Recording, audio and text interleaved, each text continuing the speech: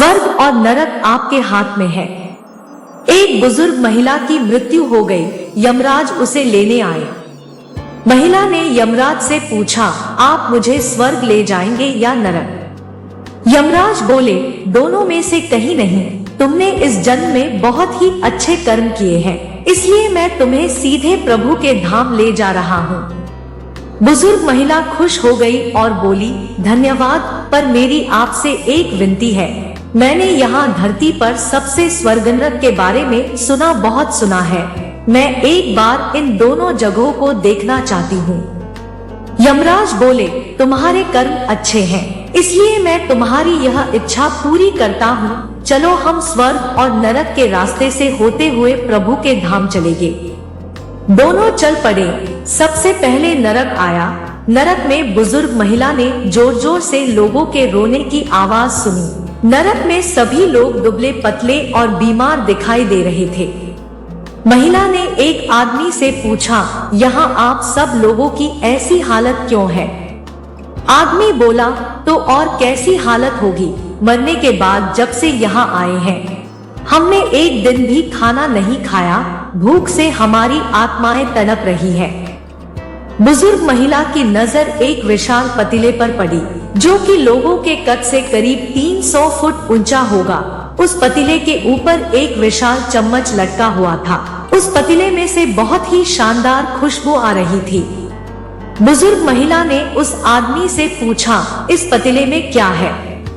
आदमी मायूस होकर बोला, ये पतीला बहुत ही स्वादिष्ट खीर से हर समय भरा रहता है।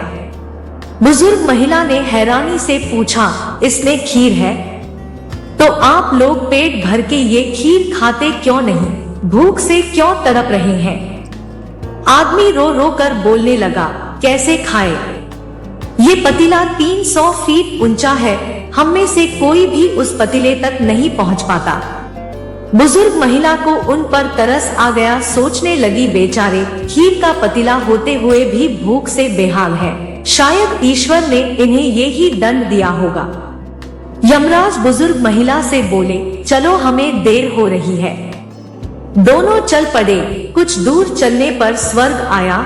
वहाँ पर बुजुर्ग महिला को सबकी हंसने खिलखिलाने की आवाज सुनाई दी। सब लोग बहुत खुश दिखाई दे रहे थे। उनको खुश देखकर बुजुर्ग महिला भी बहुत खुश हो गई। पर वहाँ स्वर्ग में भी बुजुर्ग महिला की नजर वैसे ही 300 फुट ऊंचे पतीले पर पड़ी जैसा नरक में था। उसके ऊपर भी वैसा ही चम्मच लटका हुआ था।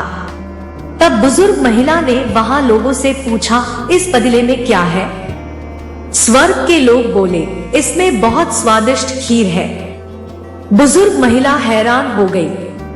उनसे बोली, पर ये पतीला तो 300 फीट ऊंचा है, आप लोग तो इस तक पहुंच ही नहीं पाते होंगे। उस हिसाब से तो आप लोगों को खाना मिलता ही नहीं होगा, आप लोग भूख से बेहाल होंगे। पर मुझे तो आप सभी इतने खुश लग रहे हो, ऐसे कैसे?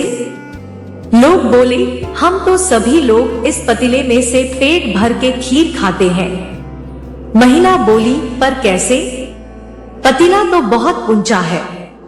लोग बोले, तो क्या हो गया, पतीला ऊंचा है तो यहाँ पर कितने सारे पेड़ हैं।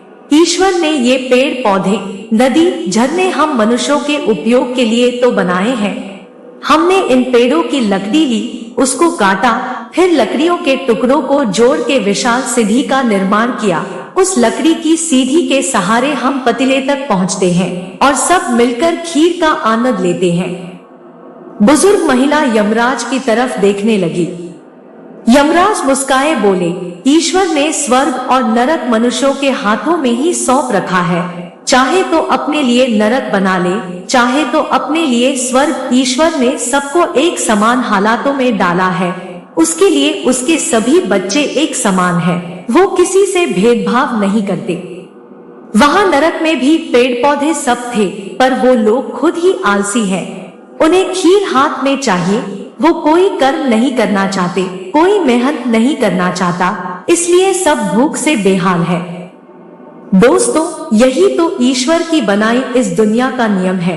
जो कर्म करेगा, मेहनत करेगा, उसी को मीठा फल खाने को मिलेगा। अर्थात स्वर्ग एवं नरक आपके हाथ में ही है।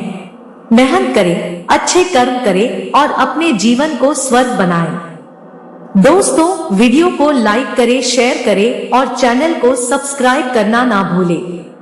धन्यवाद।